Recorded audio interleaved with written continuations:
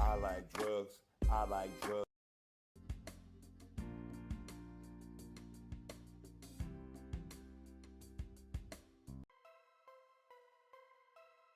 Whosoever holds of this hammer, if he be worthy, shall possess the power of Thor.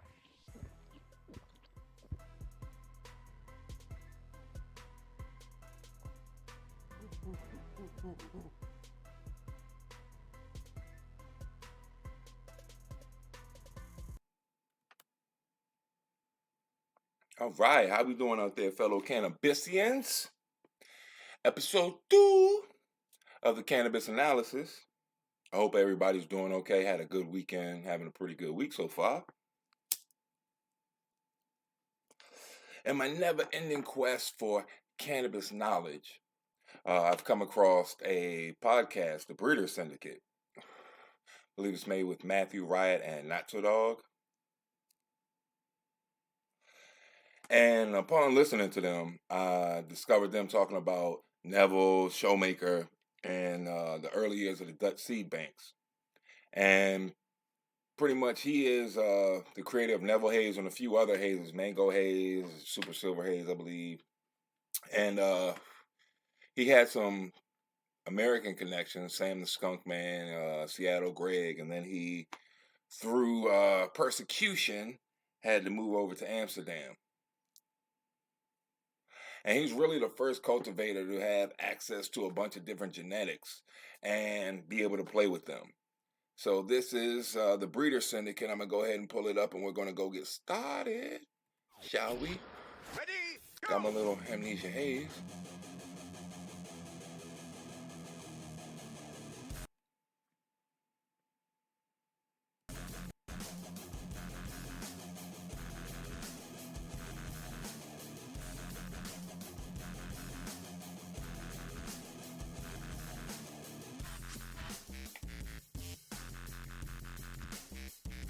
Started over. Whoops.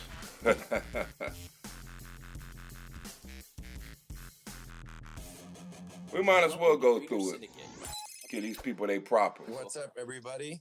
How's everybody doing? Welcome to Breeders Syndicate. Today we're going to go and talk about the sequel to what we were discussing last episode, which was the early years of the Dutch seed banks. Yep, this is actually part 2. Forgot to mention that. I mean, kind of last year or last time, so to speak, we chatted a lot about how they got started. We chatted about Neville and all that, and we kind of took everybody through like the first 3 or 4 years. You know, I see that there's a bunch of cool questions this week that have already popped up, so we'll get to that in a little bit. But we're going to kind of start on. We're going to kind of start and take you guys through like the last, say, like 10 years or so of Neville's influence and kind of his history.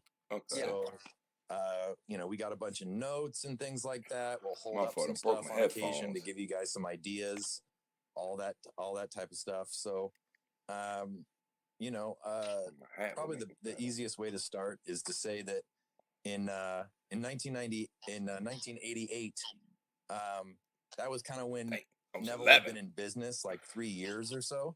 And that's when he kind of started to sort out like favorites amongst what he had. He'd collected a number of cuttings from America by then. He dealt with a bunch of breeders by then. He had bred with a number of these things for 3 or 4 years in some cases at this point. And that's where his collection started to go from sort of a hodgepodge grab bag of things to more of the famous stuff that we all became familiar with when we started getting into weed history. Northern Lights 1, Northern Lights 2, G13, you know, hash plant, NL hazes and stuff like that. So,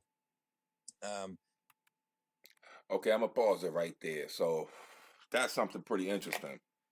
From what I understand, NO5 is the, I guess, phenotype that made it to market. The structure, the flavor, overall appeal was what made that more marketable. Apparently, NL1 Looks ugly as crap, horrible structure, but that's the most medicinal, flavorful of the NLs, Northern Lights. So playing with these different genetics, kind of seeing what you have first off, what the line will even do, and then having the kind of foresight to see the potential of what crossing strains will do. I want to pull this out of this parent plant and this out of the other parent plant, and hopefully they merge pretty well. We get a nice little synergy. 88 to 90 is kind of really when people are probably like more familiar with that stuff. Yeah. Because stuff I grew up on. He'd sort of settled on what worked for him. Yeah. Right? Where before he'd been just kind of playing around with everything. He really didn't know what he'd had. People had sent him stuff. He'd bought things off various folks. Mm-hmm. And he, but these are just names to him. To us, you get NL, you get Maple Leaf, you get Haze. That all means something because there's a lot of history behind it. Exactly. But probably to him, there was just they were just literally names from dudes. Well, early on, he was sourcing a lot of seeds, and later on, and over those 3 years, he became a breeder as opposed to just sourcing and passing on genetics. He actually started working lines, which is where these amazing lines come from. Yeah, fascinating. And he had done a bunch of breeding. And he sort of figured out what was an inconsistent pain in the ass, for lack of a better term, and what was consistent.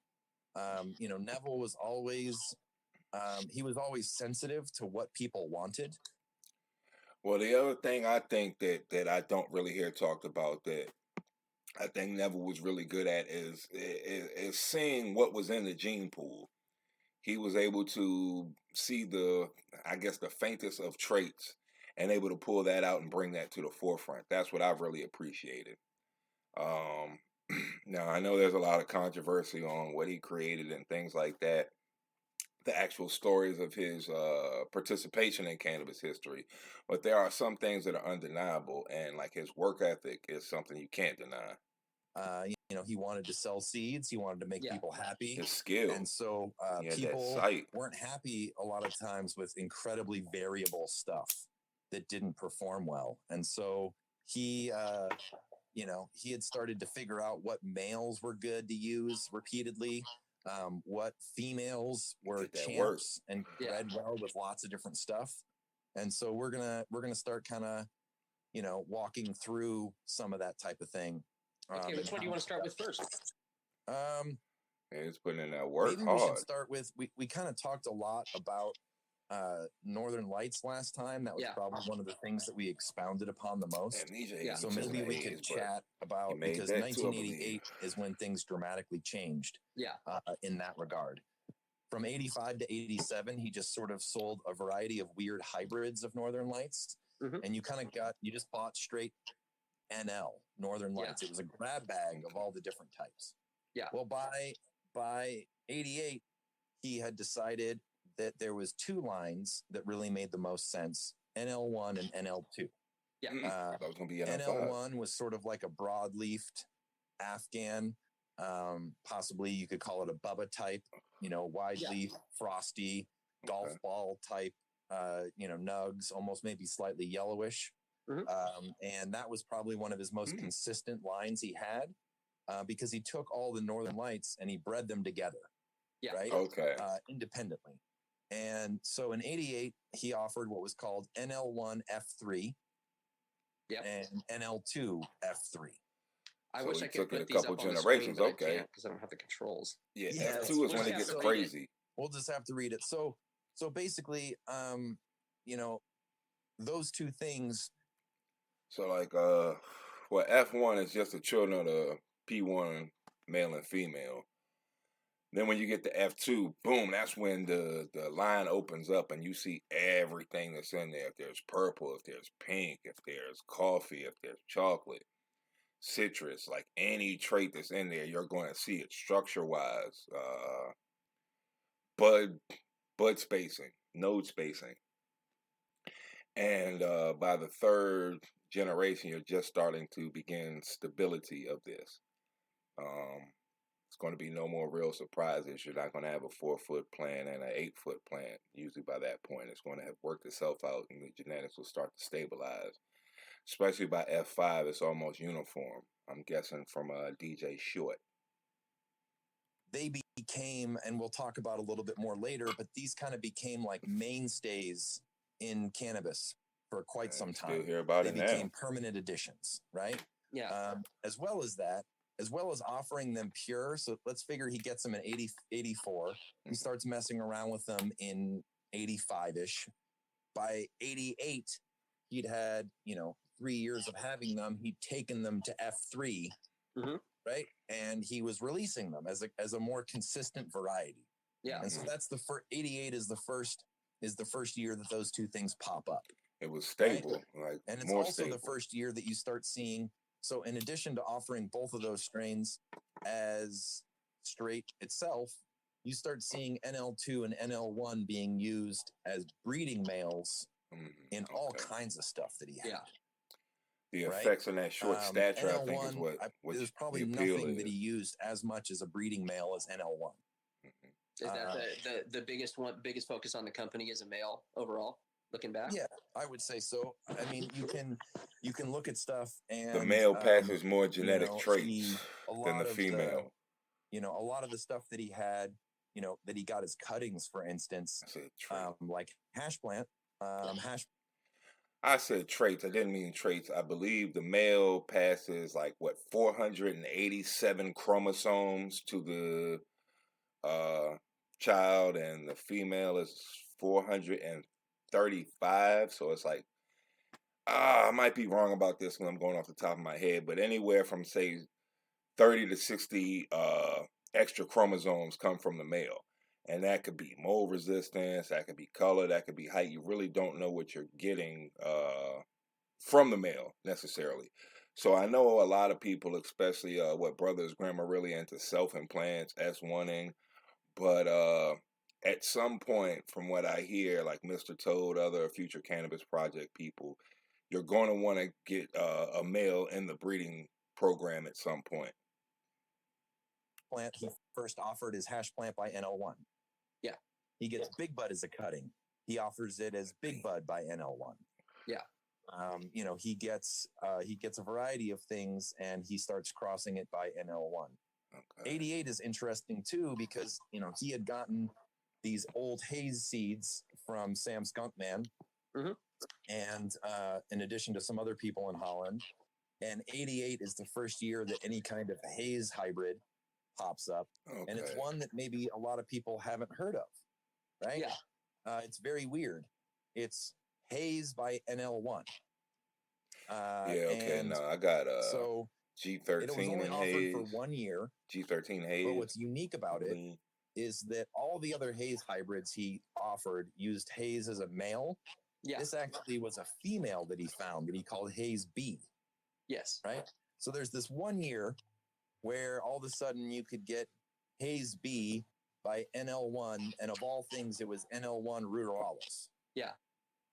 So that's the first time that haze pops up that I'm aware of in a catalog in Holland.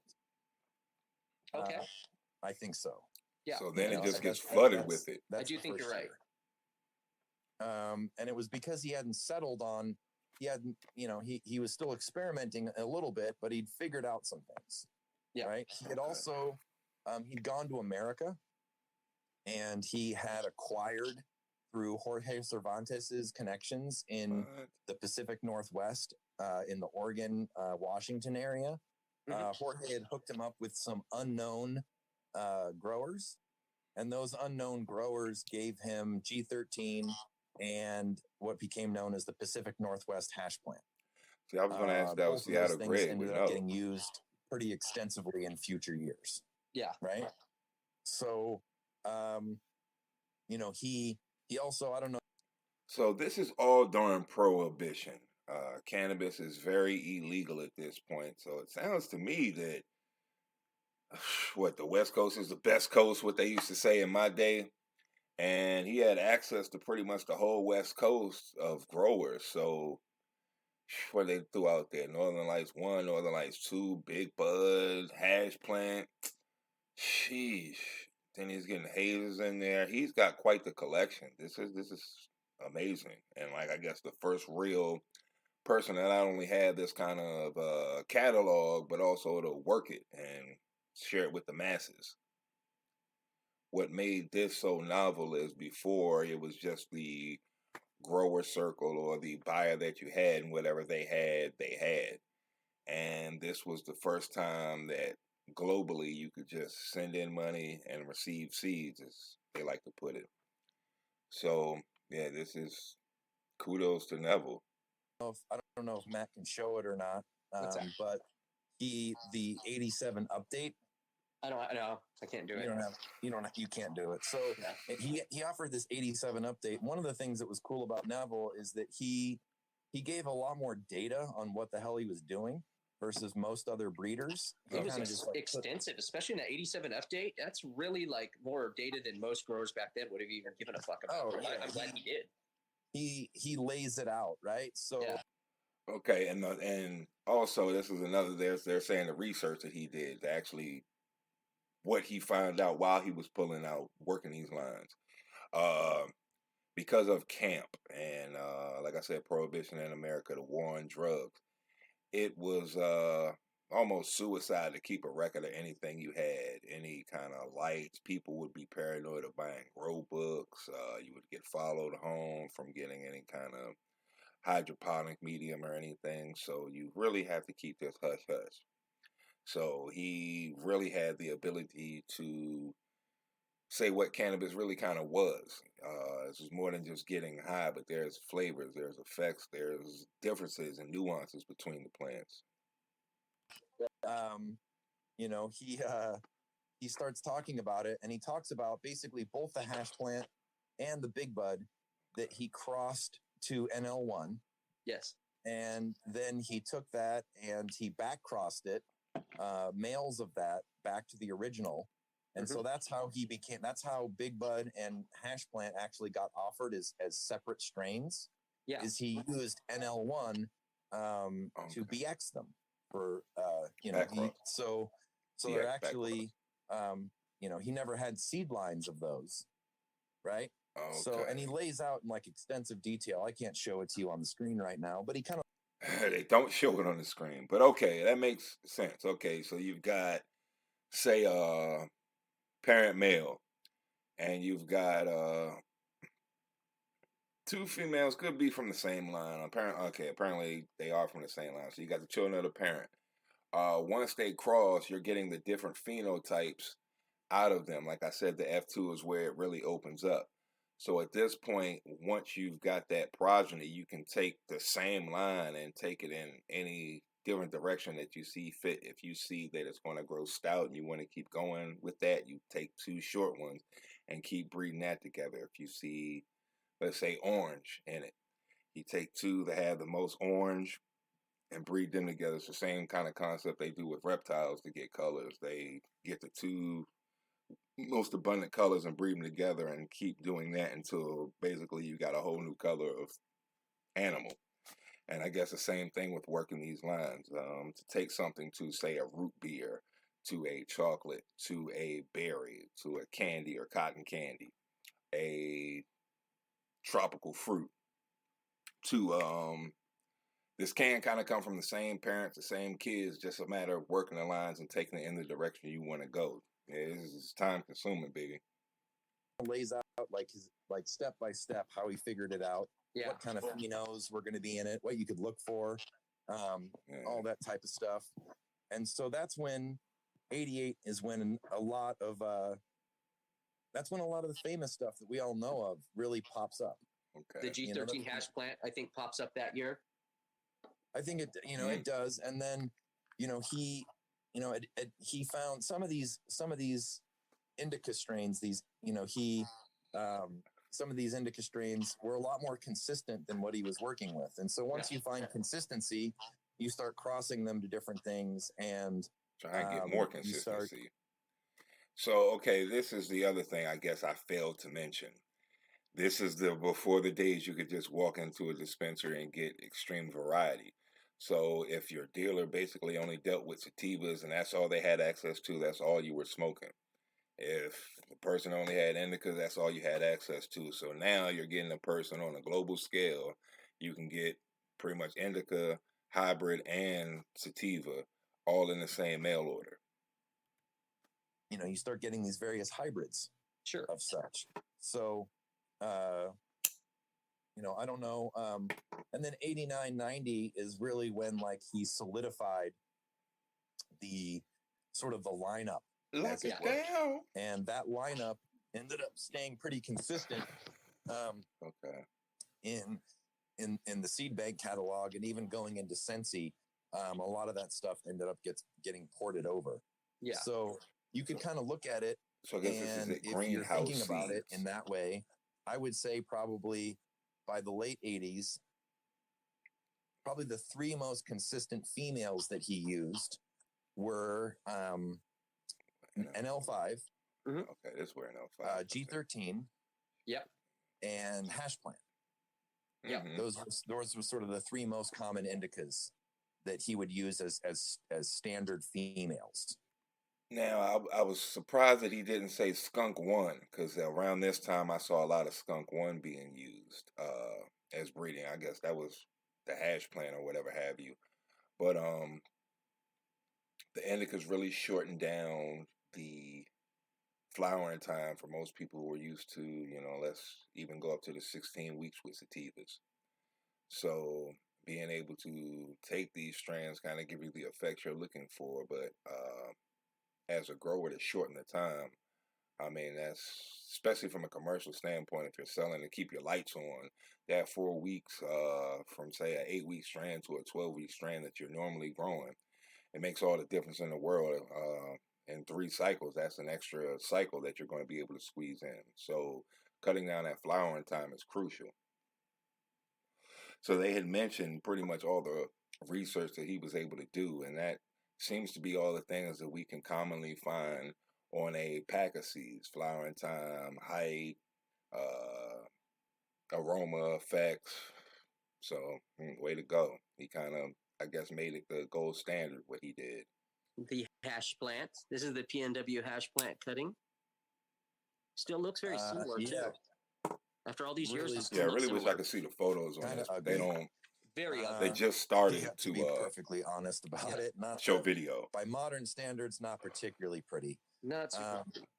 And then as far as males go, by 89, 90, you would say that the most common males he used was, like I said before, was certainly NL1.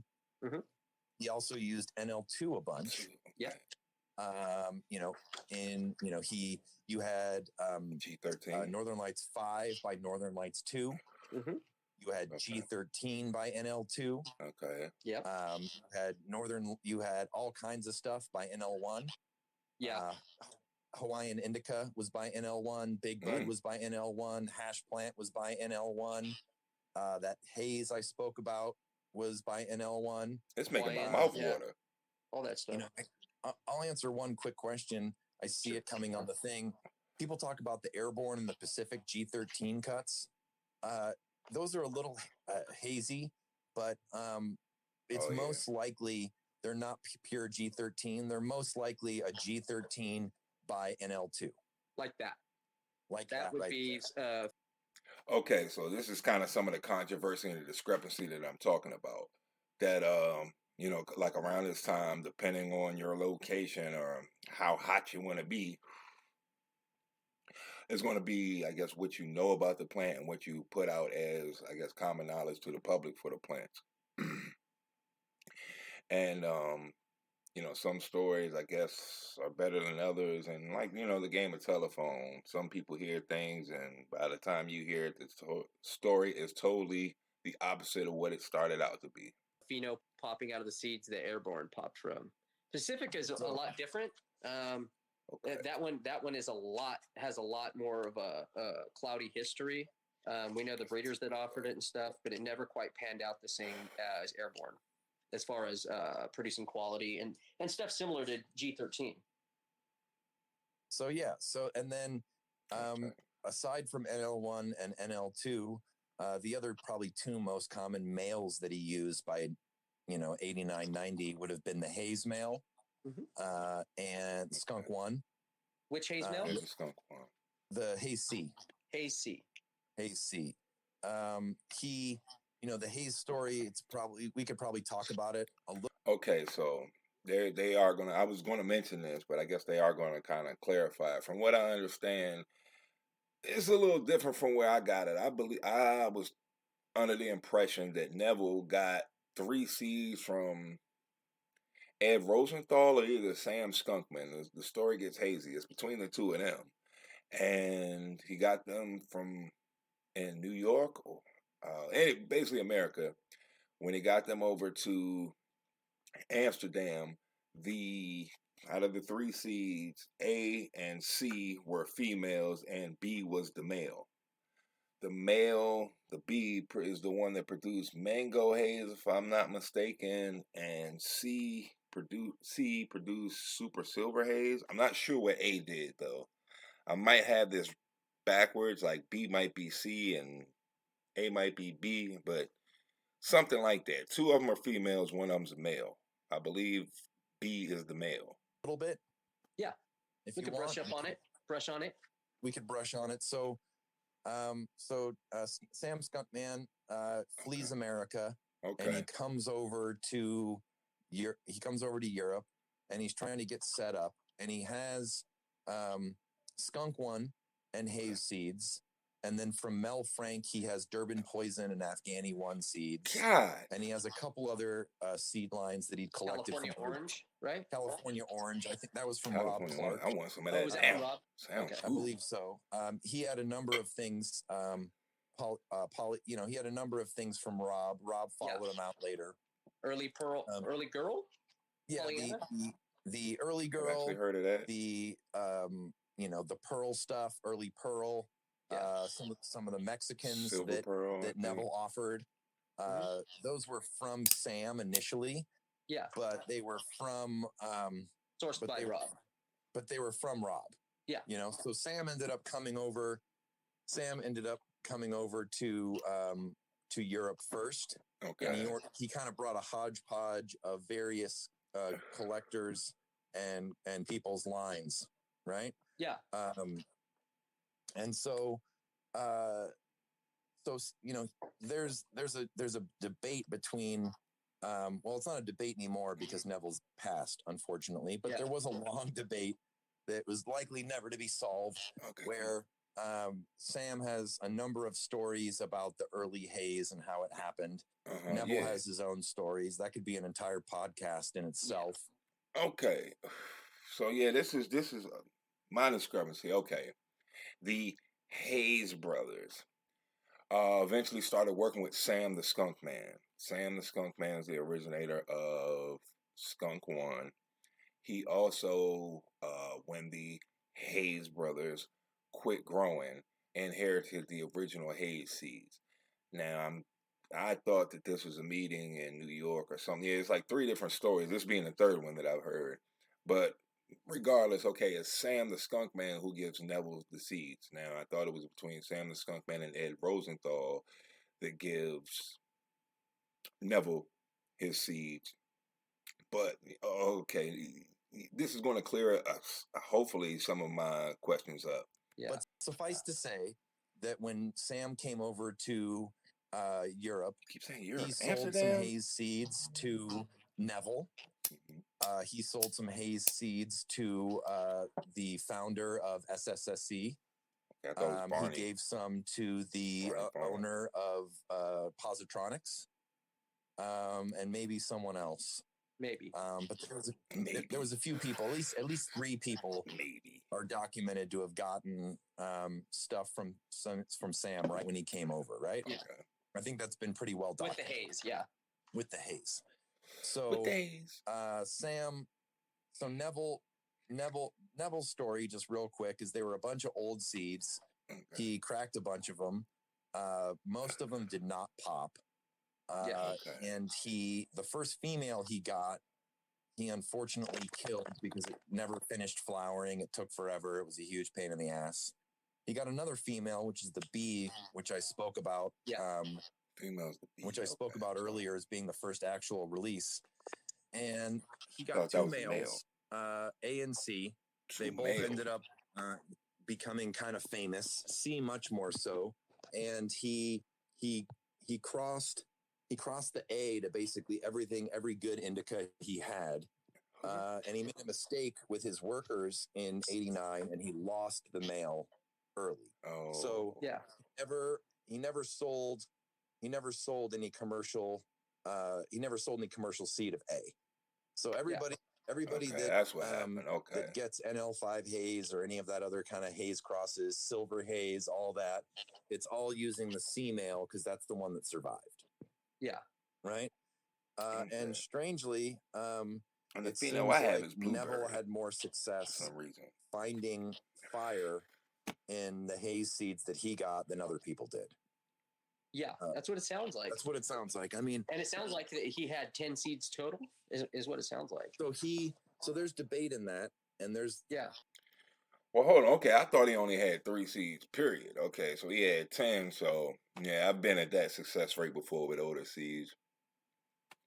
But what they're attributing it to his luck with the seeds, and this is where I guess I'm giving him such praise up until now. Is I don't necessarily think it's that he had much more luck with it. I think he was just more patient and was able to work the plants a little more visionary to work the plants a little bit more to bring that out. Say where a person like myself, it might take 3 generations to get something where it is, and you know, in the working of that, I might say screw it because I'm working on another line that's come through quicker. So I want to devote my time on that and kind of throw away that work. But he wouldn't do that. He was patient. I got these seeds. I'm going to keep going with it. And it paid off for him. Camp that believes that he got similar things to everyone else. Yeah. And he just had better indicas to cross them to than anybody else. Yeah. That could be the case. Camp that thinks that Neville claimed that Sam sold him old seeds that he said would have a low germination rate that were from 69 to 70. Mm-hmm. And maybe Sam, when he first got there, sold some original stuff before he did his open pollinations in Holland. And the people that got a hold of that original first batch of haze that he brought over with him got better quality haze than people did later on. Yeah.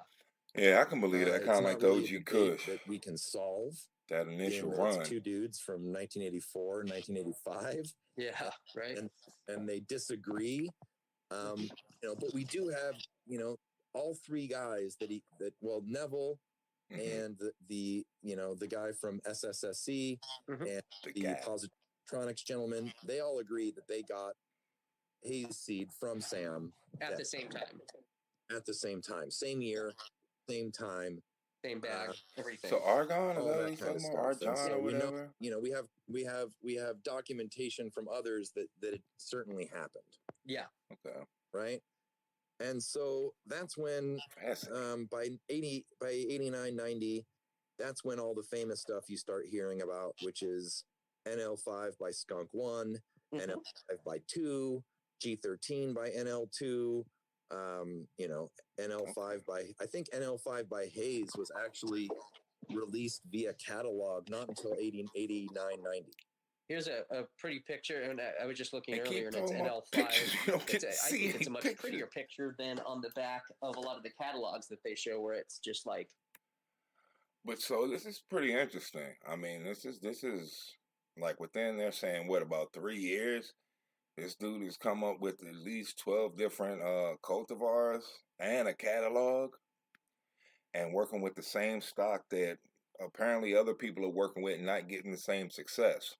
So, you know, of course there's, 99 problems and the chick ain't one. There's a million different factors into things. Environment, what the 10 cardinal parameters, air, micronutrients, all that good stuff. But, I mean, I think that his patience and desire also has something to go in with it. A lot of the stuff I listen to on future cannabis projects, they're talking about like your intent or your emotion. I know Mr. Leighton Morrison is big on that, doing a little prayer before he goes into the garden to have some like good juju on him. And I'd have to say that mood definitely makes a difference. Whether how much you can quantify that or measure that, I don't know.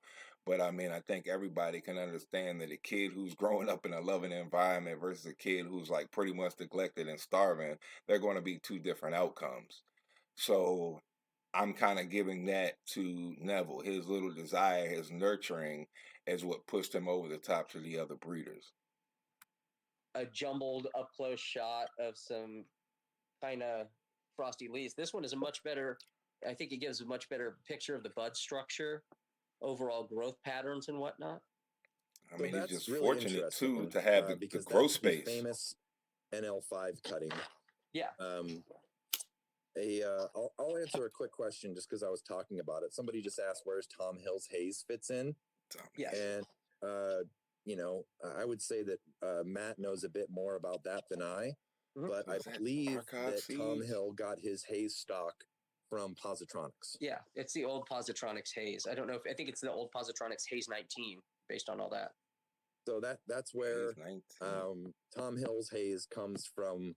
One of the one of the first people that gave haze to Positronics.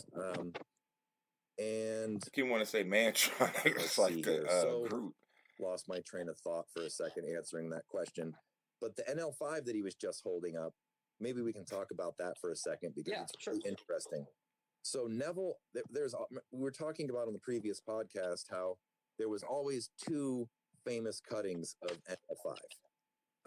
On the interview that Matt did with Greg, Seattle Greg of Northern Lights fame, he said that he got a cutting of NL5 and it was from his friend Herbie, Steve Murphy's Afghan, and crossed it to a Colombian Mexican. Yeah. Oh, wow. And that was the cutting that he sent Neville. Neville claims he got that cut and he didn't like it very much compared to the cut that he found. Yeah. Neville's story is that he popped a bunch of NL5 seed lines because that's one of the lines he got from Greg. Okay. And most of it was an indica sativa hybrid mess. Yeah. It wasn't particularly useful. Okay. But he got this one plant that was what he called the throwback plant that looked pure Afghan and had no influence of sativa whatsoever. And as you see, this short, stocky, dense budded, frosty. I wish I could see it.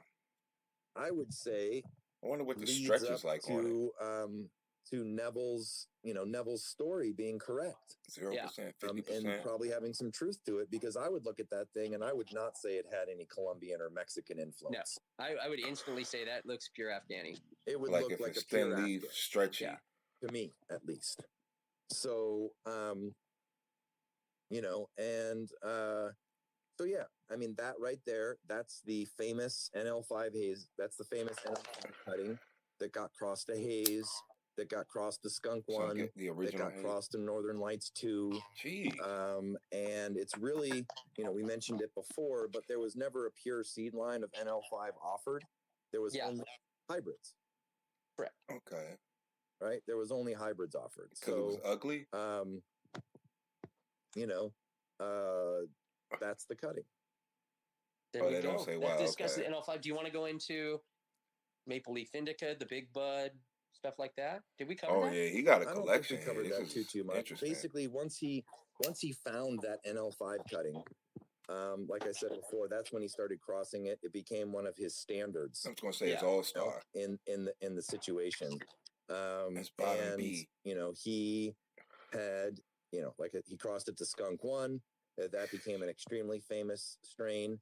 NL5 by Skunk 1. NL5 Haze is probably the most famous line he did. Yeah. NL5 by 2 is also super famous. And so, NL5, G13, Hash Plant, those became sort of his standard indicas. Yeah. His best producing females. Skunk 1, Haze, NL2, and NL1 became his most common. What a catalog! One dude, that he used, and he offered. Obviously, he never offered a pure NL5 line or a pure Haze line, but he did offer pure NL1, pure NL2, pure Skunk 1. That type of thing. I never got to ask him why. The why of that. Why didn't you ever offer Haze pure? There we go. Yeah, that's what I want to know. Why? I think I think part of the reason why he never offered Haze Cure is because he screwed up early on and he lost too much of it. Yeah. He talked about later on wishing that he could cross the that he would have been able to cross the B to the A. Okay. Yeah. The A and is the first one he lost. He lost the B early. Oh, he lost the B because he didn't realize what he had. He lost the A on an accident, and so he sort of ended up with not very much. The C was like his most consistent. Yeah. Okay. What he had left. Yeah. And then strangely, it seems like for whatever reason, all the other people was left with one. Nothing much came of it. Yeah, no matter how much breeding or crossing they did, nothing became famous like the later Neville Hazes. So, like when I was going to coffee shops, coffee shops were that's disheartening. They were full of C5, which is NL5 Haze C, A5, which is NL5 Haze A, AG13, which is G13 Haze A. They also had G13 Haze C. Yeah. They were full of Neville work. Yeah. They didn't really carry much Posse work. They didn't carry any Sam work. Wow. They didn't carry any of those things. Even though they were easily accessible. And corners the market. Standard people in Holland. So there must have been a significant quality difference. Yeah. Had to have been. And he cornered the market. Jeez, that was inspiring. I guess that's kind of similar to cookies now. You just got a great product and, that word of mouth, people just want it and other people can't even get shelf space. So, wow. I think even today. Hold on. Like, even Sam, the dude he got the seeds from, couldn't get shelf space on him. So what the student surpasses the master? Wow. Is there a famous Sam cut? Is there a famous it's all the stuff that they do is not really. All the stuff that they do is all the stuff that's hoarded over there. Yeah. Is whatchamacallit, Neville cuts. Yeah. And right now, I just want to take the time. If any of you older gentlemen are watching this and have all these cuts, give me a ring. I'd love to be able to chat about them and get further histories on a lot of these. Yeah, I mean, a lot of this stuff. One thing that should be mentioned about this, I got knockoffs. All this stuff happened on a different continent, and what the story sounds pretty straightforward and simple right now. But the amount of talking and time and energy and interviewing people and trying to make sure that it's not just one person's opinion and that we can get other people to back up opinions on this stuff takes a long time. Yeah. I mean, me and you have been working steady on this for, I want to say 3 years now, just me and you together. And we've done our work on our own, obviously, but we have been pushing hard on this. So it's taken a long time to even get up to this point to be able to say any of these things positively. Yeah. Wow. And I mean, when we say them positively, most of what we're saying is generally accepted. Generally. Okay. Now, I will attest to them myself, talking about trying to get some stories together. I mean, this is almost, I guess, like trying to piece together the Bible. It's so much word of mouth, and it was so long ago that, how can you really say any of this for certain? Unless you see it with your own eyes, you can't vouch for anything. So I appreciate that he said generally accepted, because just with my research myself, I guess I've been doing 5 years of half-ass work.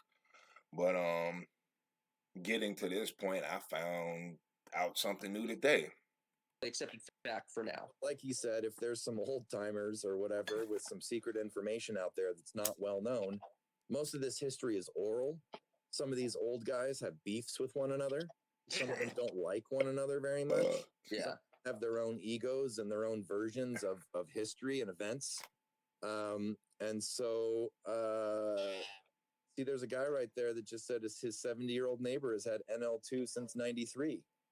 If that's the case, that's Matt, possible. We would love to talk to you. Pay you $5 million. Yeah, right. because there could be pockets of these things that survive.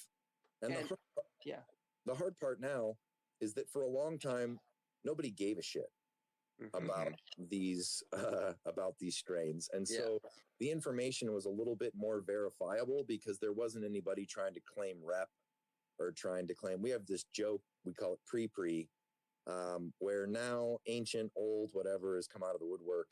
So it gets a lot harder to weed through who has what. Yeah. And like I was talking with another gentleman that we're starting an interview with, and he was very important in the Dutch seed scene, and he was talking about some of his old lines possibly popping up in the US. Oh, wow. And this is something that happens every few years. Someone says, I've got this stash of XYZ. I've kept, mason jars full of every single one and done reproduction since 80 something. And it's hard unless you have extensive knowledge about these old lines and have run some. How are you ever going to tell him, no, that's not correct? It's a hard situation. No, see, yeah, he's doing a long, roundabout, nice way of saying some people don't actually have the genetics they say they do. And it might not even be out of maliciousness. They just might have been told something that's not true.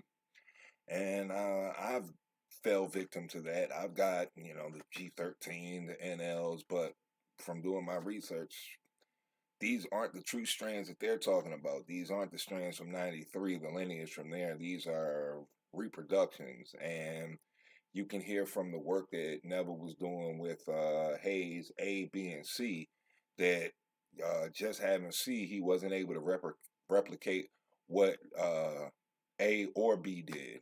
B, he didn't know what he had. We never got it to market, so it must have been phenomenal if you kind of miss it like that. You should have drafted Marino. Yeah, I mean, there's a guy saying, there's some old school growers. There's pockets in America that aren't on Instagram, that aren't on some of these, that never got on the forums, that live in police states, that have kept their circles quite tight. Police they might not even know how rare or how cool some of the stuff that's been within their little circle that they've just been growing and smoking on might be. Sure. So very true. We still have hope. Every time a bullshit artist comes up, I'll freely admit that there's a small part of me that wishes it was true. Yeah. I just want it to be true. I want all the stories to be true. I want every ancient rare bean imaginable to be accessible. Cuts and stuff like. Yeah. I understand what he's saying. If you've seen my video, Hayes and Skunk might not be real. People have been chasing roadkill skunk for decades, and the same thing with the original Hayes. These things are once in a lifetime, I guess. Every generation you get a Jordan or LeBron or whatever have you. And I mean, you can take the genetics, but that doesn't mean you can actually replicate what you're trying to get.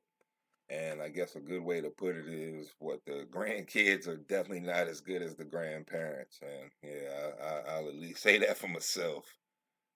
So when you have something, you gotta hold on to it, boy.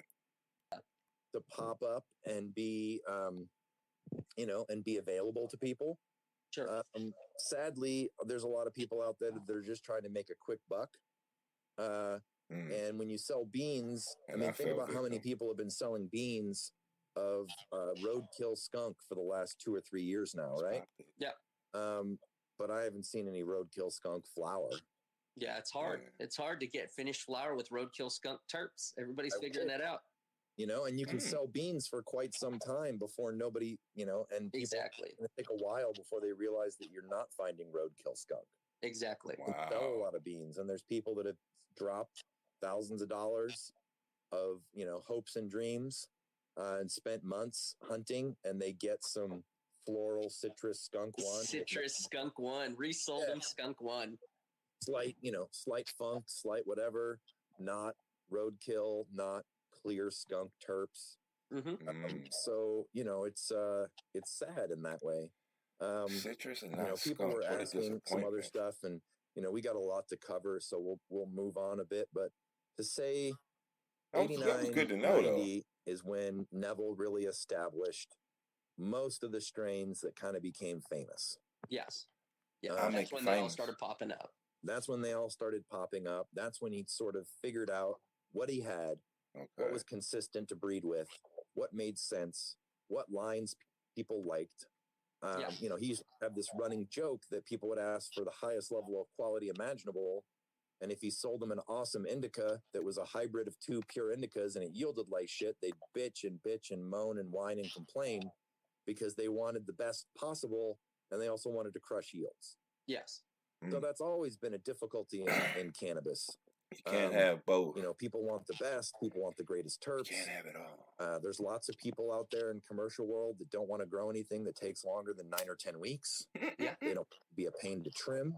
Mm-hmm. They want it to be larfy. They don't want it to be finicky or a low feeder. Massive yielding, frosty, the highest amount of terps. Yeah. Everybody. Well, sorry, I didn't mean to stop that like that, but it just made me think there is always going to be a trade-off. And a lot of growers will talk about that. Even Mendo will talk about that. They grow some massive trees, Mendo Dope. I'm sorry. Mendo Dope will even talk about that.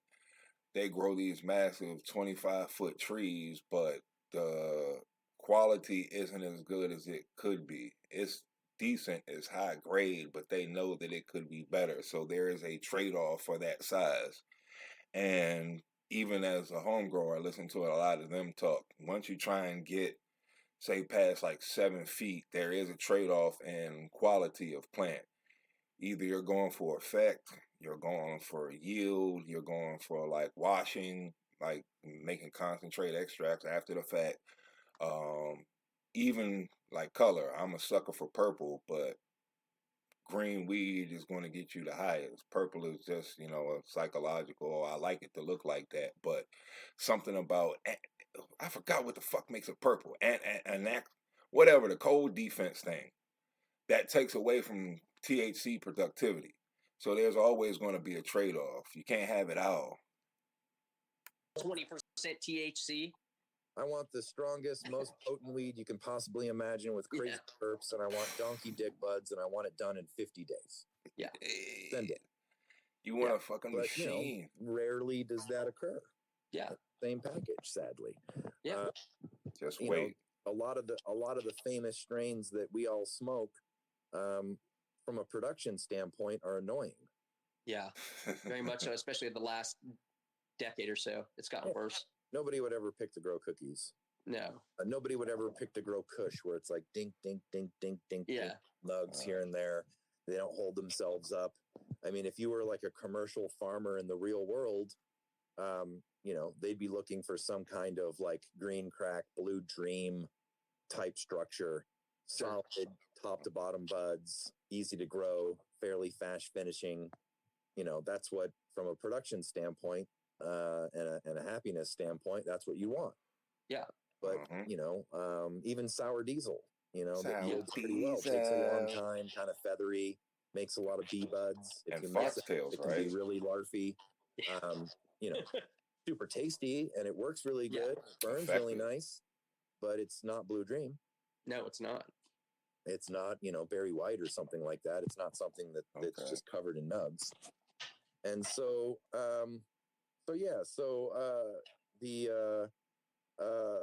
maybe we should talk about, so he created all this stuff.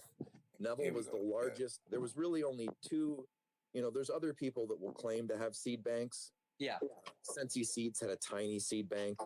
Positronics had a small seed bank. There was other seed banks in Holland, but there was really only 2 seed. And this is really why we're spending so much time talking about it. Is in the 80s, there was really only 2 seed banks that were selling a lot of seed in America. In Amsterdam, it's selling to America. Correct. And they were the first 2 seed banks that really offered worldwide sales to anybody that was willing to come to Holland and buy them, or fill out their mail order sheet and send them an envelope with some money and a list. Fascinating. And that was Super Sativa Seed Club and the Seed Bank, which was Neville. Yes. Sativa Seed Club started a little bit after Neville. Okay. It had similar things to him. It had some of their own stuff. But Neville was the elephant. He was the big dog. He was the hog in the game. He was the one selling.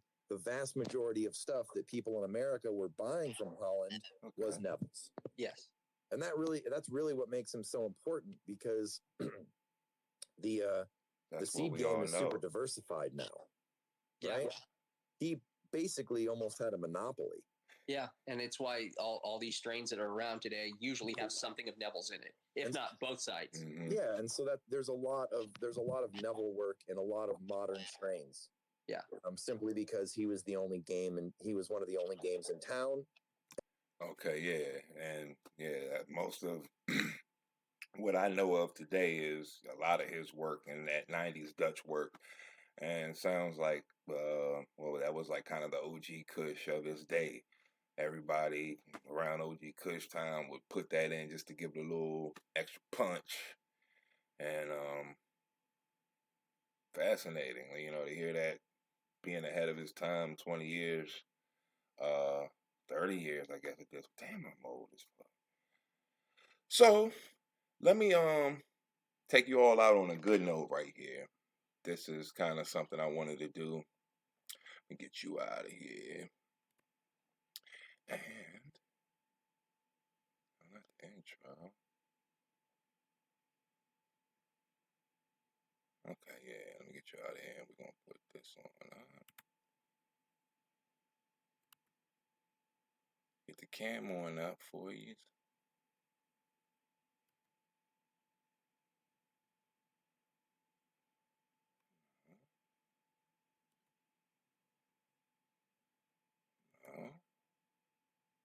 Oh, I guess we're not. That window went down on me.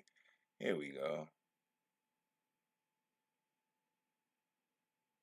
Yeah, this will stay up. There we go. That's what I want to do now. Get the cam a little smaller for you, so we can go ahead and enjoy this.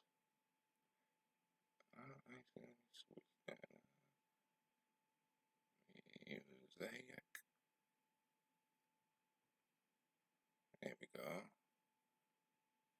And move me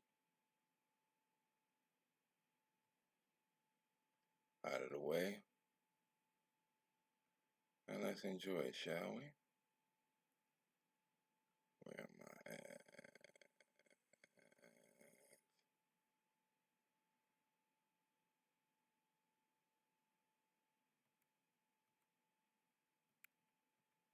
There you go.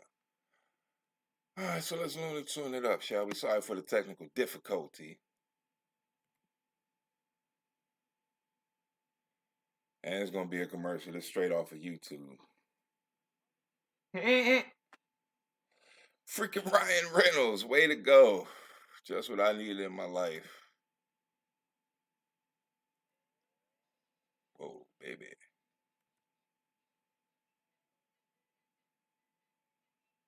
Don't blow me out. No need to.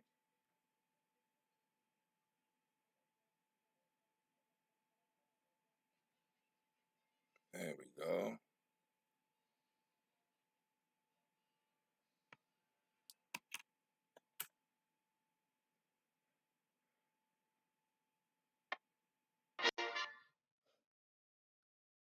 Okay, Looney Tunes it up. Oh, come on.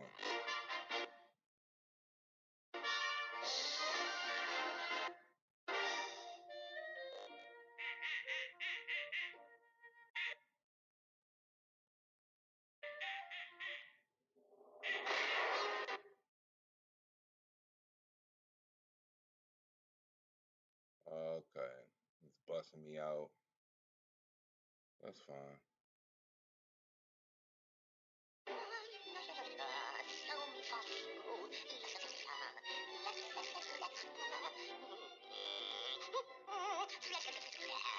Oh, Dad from a favorite. Duck shot. More duck shot. Confidentially, those hunters couldn't hit the broadside of a duck. Ah! They got me. Yipe. Mayday, mayday. I remember that. Get him, Wowie boy. Retrieve him.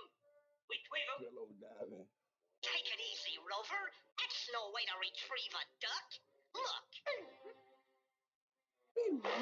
Gentle like. See, Larimore? You gonna knock his teeth out? Oh, okay. That's where you take a bath in the oven. Sorry I had to plug you, Mr. Duck, but I'm a sportsman. A great sportsman. A great sportsman. Rambo'd out. He got the shell. Fanny pack. Sportsman. Listen, sport. You don't know the meaning of fair play. What chance has a poor, helpless, fluffy little winged creature like me against you? You with your bullets and your shotgun and your knife and your duck call and your hunting coat and your hunting dog and all kind of stuff like that there. What protection have I got? A bulletproof vest, I suppose. How did that get there? How did that get there? How'd you like to meet me in a fair fight, Mr. Sport? All things being equal. He about to be the boxer that announced the end of cut, man. Rules. That's different, eh? Yeah, that's something else again. Yeah. I turned away. How to get his boxers?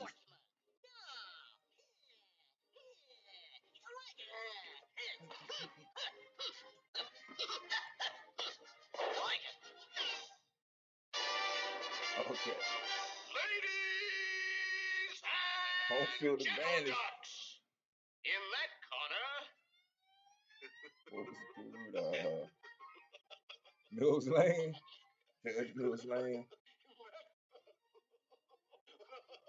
He's a dog. Eighth Man on YouTube. He's got probably 6 days worth of Looney Tunes. Check him out. Eighth Man DVD. Hello.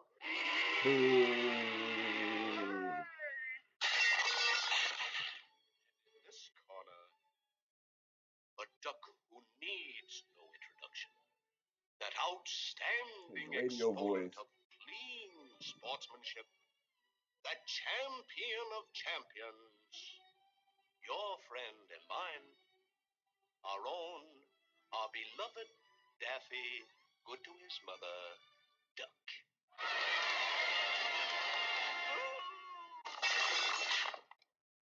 Now, boys, fight clean. Oh, brother! No rough. Thank you. Oh, shoot. Oh, I did too much, didn't I? Stuff. None of this. Or this. Or this. Or like so. Or this. Or this. Or this. Understand? He already got him punch drunk. Yeah, you mean none of this? Or this? Or like so? Or this? Or this? Huh? How about a little of this? Damn. Absolutely. Right to the turnbuckle. You know, there's something awfully screwy about this fight. Or my name isn't Larimore. And it isn't. It's the same dude doing all these voices. Mel Blanc, if I'm not mistaken. He's practically a dead duck already. Now get in that fight. Go on in there, knock him out. Give it to him, Sam. He already need a cut man on the eye. A little thin on top. How about a little something to stimulate the scalp?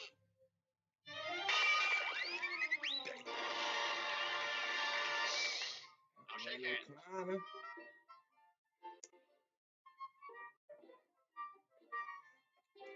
The black eye didn't go away. One. Wrong. Guess again. All right. I'll take that over there. Ain't he a dope? You sure this is the one you How want? many lumps? You're right. It's the right one. Two black eyes. Look like a raccoon. And here's round one coming up. 1, 3, 9, 10, you're out. The winner and new champion, Daffy Duck. Let me go ahead and start the fight.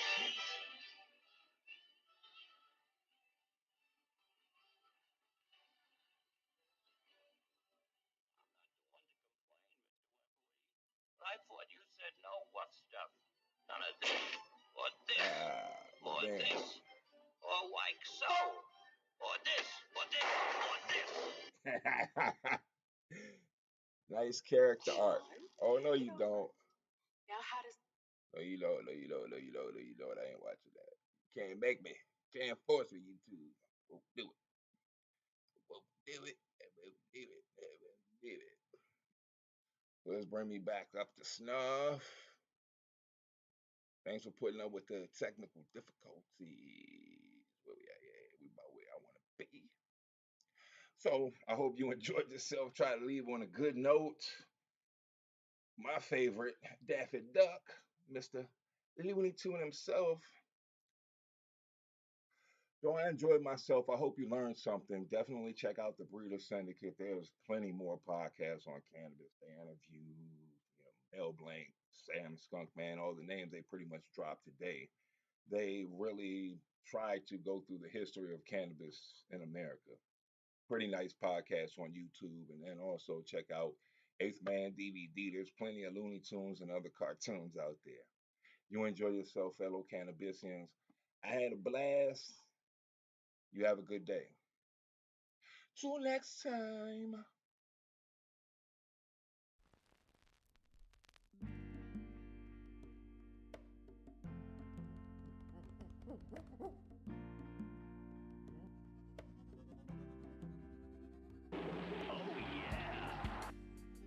I like drugs. I like drugs.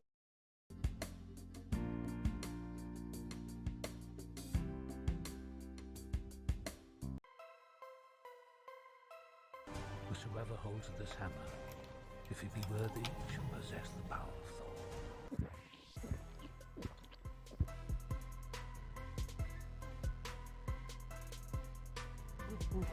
Thor.